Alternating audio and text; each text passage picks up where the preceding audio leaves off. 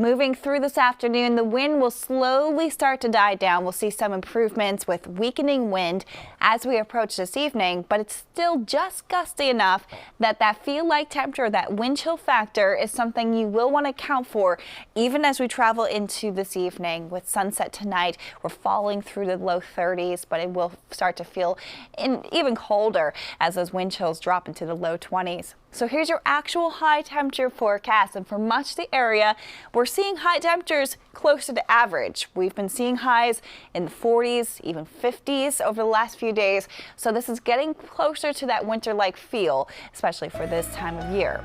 We cool down again tonight. We're down in the 20s, and that will set us up for a colder start to your Monday. Clouds will be on the increase for tomorrow morning, so it won't be as blue of a sky as what we're seeing right now.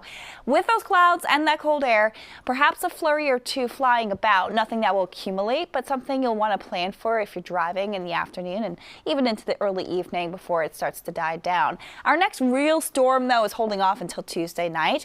This one looks a little messy, so it's approaching our area in the evening, and it's late at night. So it does approach with some colder air in place and a chance for snow.